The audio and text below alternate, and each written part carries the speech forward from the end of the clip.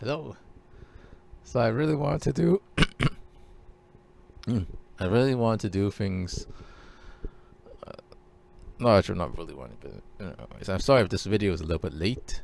What I really want to do is decide to just use the streaming method again. I mean, not streaming, Premiere method again. Because I want to really make. So what I really want is to make use of my Snagit software. Um, because it allows me to capture the screen, which I feel like might give a different experience. But I think being able to capture the screen has its own advantages. So, because what I mean is, because I pay for the license for Snagit, so I want to make use of it. But what I mean, so what I'm saying is that it's not that if I don't continue to use it, that I don't really get any use out of it. It's just that I feel that I can get even more use of out of it if I use it for um, these uh, these messages. Because if I'm only uploading once a month, then it kind of seems like, oh, I'm only using it for this purpose once a month now, to make it one video a month. So in another way that sometimes I do this, I can do that. I mean, I know that the limitation is I can't instantaneously use my voice to reply to any chat messages, but to be honest, there hasn't been a lot of people watching my videos live, so or anybody chatting. So that then in that case, it doesn't really make it doesn't really have a disadvantage. And I promise I will still be there watching live myself on the replay. And if I keep it short and sweet, I hope this video shouldn't be too much later than the usual time of to premiere. So and I will probably have to end up doing it as an instant premiere, so it may not come on exactly when it's supposed to. So recently I've been I've been preparing for my Hebrew course, and I think I've been doing some good preliminary work, but then it's gonna be have to keep a higher pace, because once stuff starts becoming due, I mean, I did get some of the chapters done ahead of time, but in terms of the first assignment, I haven't actually finished 100% of all the exercises I could do for those chapters yet. So I'm gonna pick up the pace, and definitely gonna my first video back is on the regular pre-recorded videos. It's gonna be on Hebrew again. For those, and one thing I've been really finding useful, and that's why I want to show you guys. Oh, I haven't popped. This is for the message this week.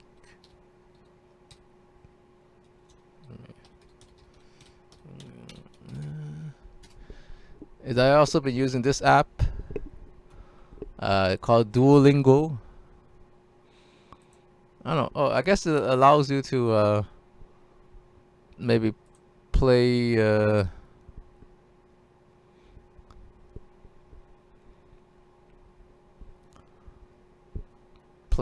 it allows you to play on computer instead of just having to play online only.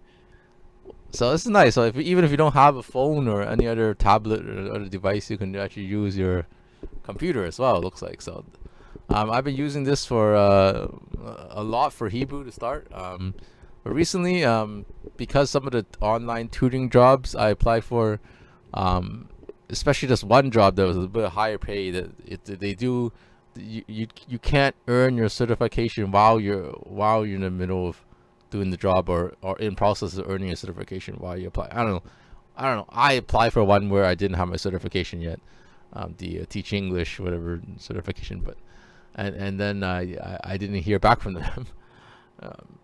Or I didn't hear back from them yet, or I didn't hear back from them at all, whichever way you want to look at it. It was a few weeks ago. But some of them, like the other one I looked at recently, you do require certification, and they do require you to know some French or Spanish or Portuguese, or so. I also put in Spanish as one of the languages for Duolingo that I'm working on, and then I also have Mandarin in there, because some of the other teaching language professions, they're actually based in China. Although that job description did not say that you need to know Mandarin or anything like that to do the job. So I guess it varies. But the one that you do require to teach to Latin students, that they want you to preferably know Portuguese, actually, not Spanish or French, or they actually do pay a bit more. So obviously, like, I think that having that just having those, they always say it's good to learn that language. Anyways, without further ado, or sidetracking, let's get to the discussions. So if you didn't go to the link from the last video, you can actually get the discussion here, or this is what the discussion looks like. Obviously, you can see it when I do a live video. And the other thing is, with the live videos, I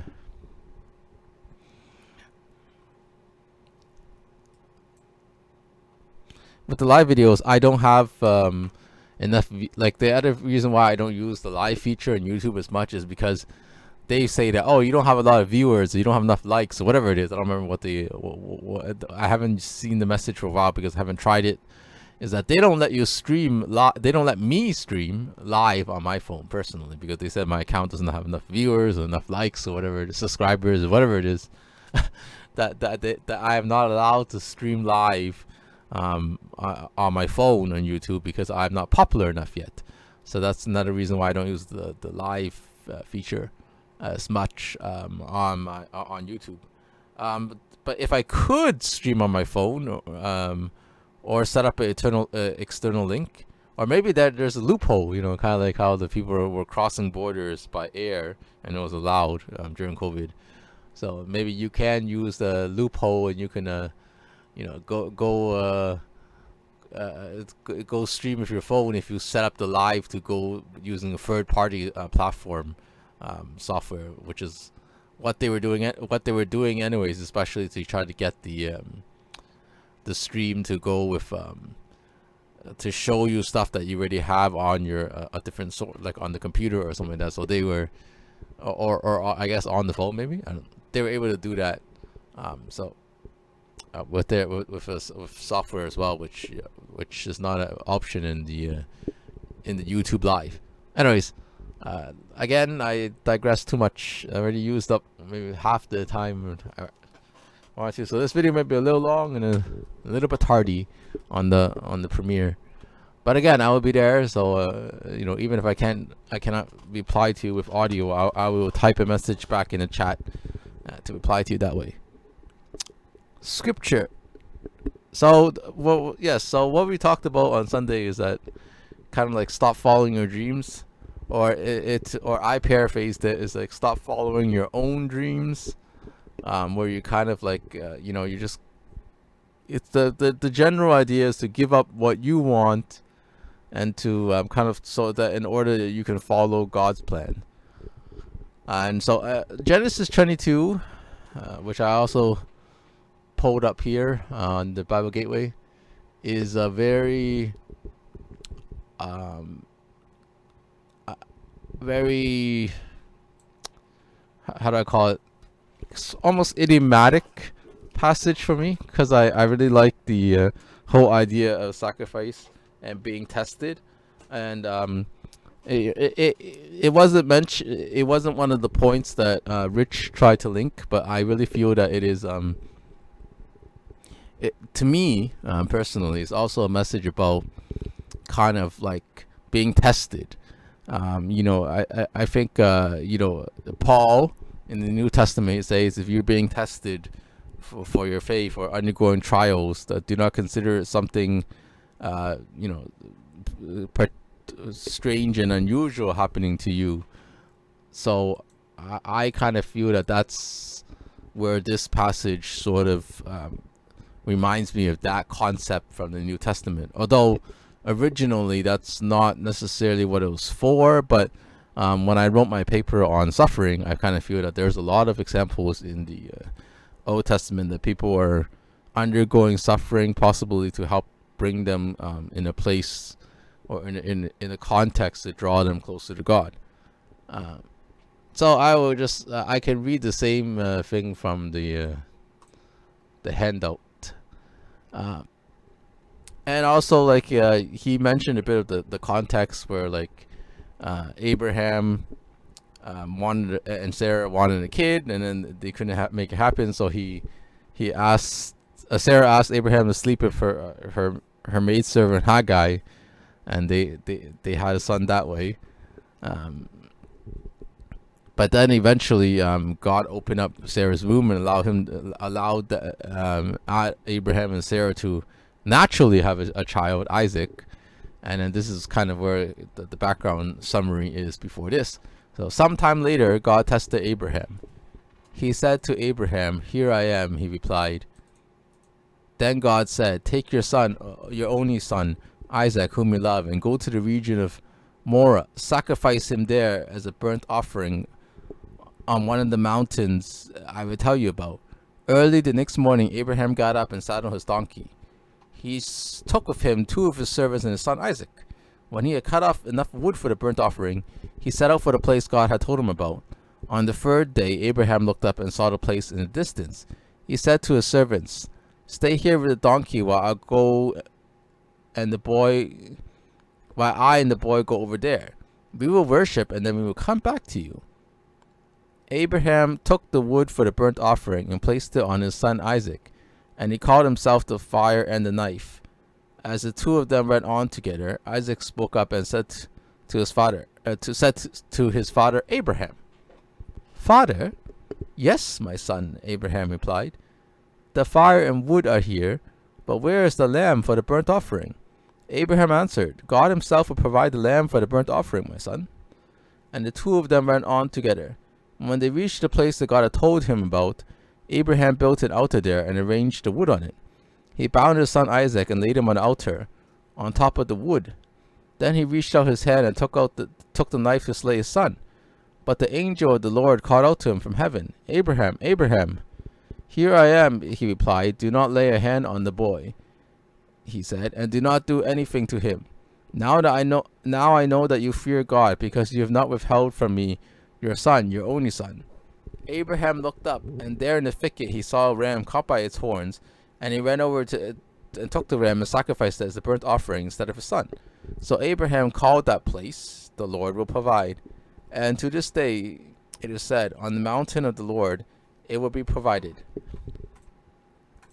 Not too short, this one. Anyways, it is the time right now. We have reached the time where I am supposed to go live, so I don't want to waste this video. So I'm just gonna try to skip over the main idea. I did kind of already summarize or reiterate the message from Sunday for you. And again, you can watch it on YouTube. I think I did put the link in it for last week's message in the last week's video description, and I'll do the same again this week. So that's idea 1: test the faith. God has a plan for each of us. We will set aside our plans to answer his call, but that faith is to be tested. But that faith is to be trusted, must first be tested. God doesn't want you to have faith in a dream. He wants you to have faith in him. What he asks of us may not make any sense, but he always fulfills his promise. The only way to pass God's tests is to trust him. Just because you don't understand doesn't mean that God doesn't have a plan.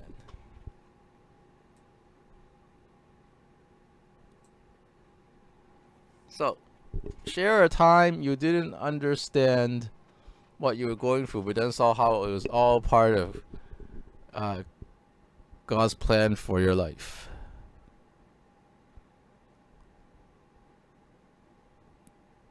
Ew. I don't know, man. It's kind of, I don't know, just kind of rings in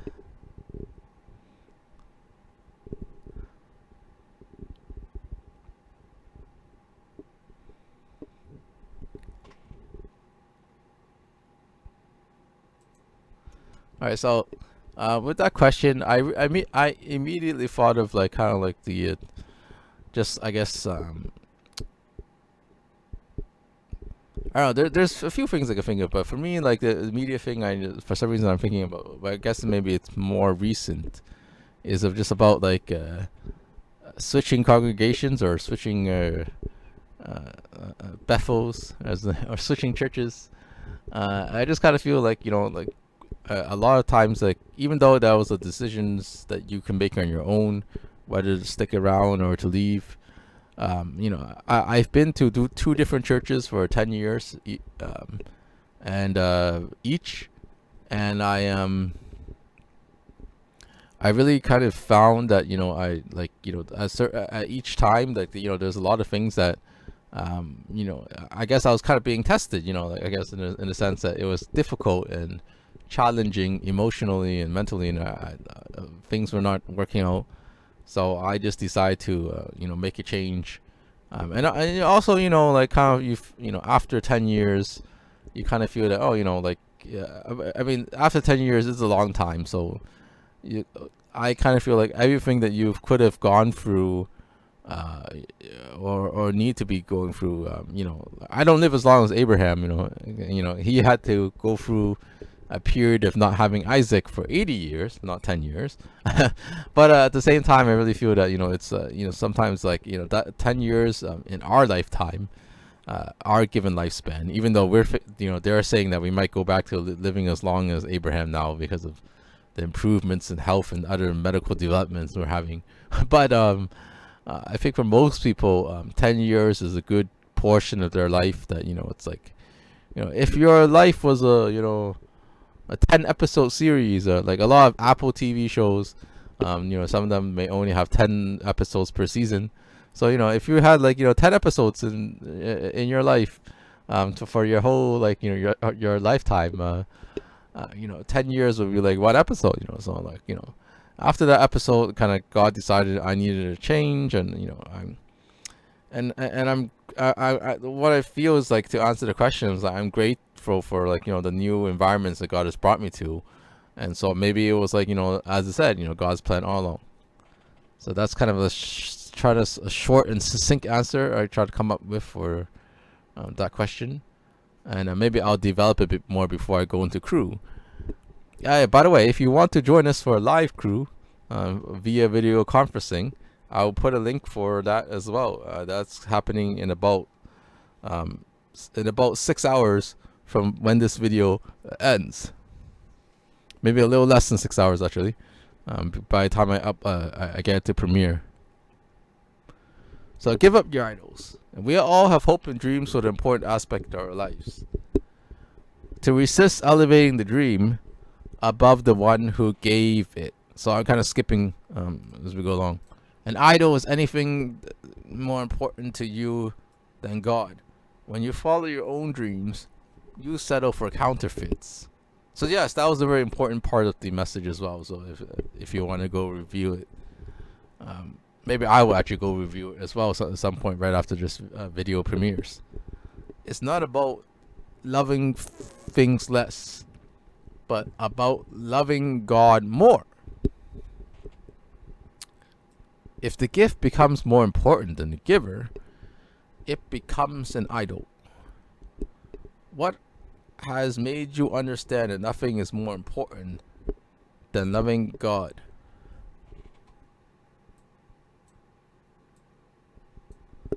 What has made you understand that nothing is more important than loving God? I think just to like kind of wrap up, and also kind of before I read the summary, which I would do as well, just like they do in the other live show, Crew Live, which you can also watch tonight as well. Again, it will be around 6 hours from when this video ends. There wouldn't be a link available because the link is not usually it's not going to show up until after the video has shown live. So I can't give you a link for that. You can watch last week's. I can give you a link for last week's, but that wouldn't be on this topic anyway. So I'm not going to do that. So what has made you understand that nothing is more important than loving God? So I am running overtime. It's even more than 20 minutes now. To kind of like go back to the kind of theme for Sunday is that I guess like what is like I realized that other things can disappoint you. Like you put your hope in hoping to get into a certain school, or to get a certain job or whatever. So I find that a lot of those things in life If you put your hope in those things, they could actually be disappointing. I remember when I was trying to do my undergrad, the school that I ended up going to was not necessarily my first choice, but sort of to go back to that like the first question as well was like, when I went out to that school, even the very first day, I met a friend who told me he was actually a son of a missionary. So he's like, oh, I'm also kind of a missionary. Well, I guess like he's sort of he does kind of live out that example in his life to follow Christ. I guess that's what he's trying to tell me. Like his parents are missionaries and he also is a missionary, so he's part of that missionary family, sort of in the sense that they happen to be in Canada. I guess as the part of their longer term mission at the time. So he didn't eventually end up staying in Canada, but he did study here in Canada at the same as some of the same classes as me. And also I met a bunch of other Christian friends that that were really helpful for me in those times, and I really feel that I think that that was part of God's plan. But what I realized that if I put my hope in other things, like just try to hope to get to a certain school or hope to get into a certain job, sometimes those things can disappoint you. Or even when you do get in or you do get that job, sometimes the job is not necessarily everything that you had hoped it would be, or that you had dreamed it would be, like that word from the message. So that's kind of what I'm going to say about that, as quickly and as direct as possible. And let's read the summary and upload the video. Summary: God wants to know what's at the center of your life. Will you pass the tests, or will your own dreams become your idols? Isaac, Abraham's son and promise, was spared when he was willingly sacrificed to the hands of God. But later a son would be sacrificed and not spared. Jesus, the promise to the world, also climbed the hill, carried wood on his back, and willfully laid his life down. Just as God sacrificed his son to establish a relationship with us, we have to surrender the desires of our hearts and have a relationship with him. Ta-da!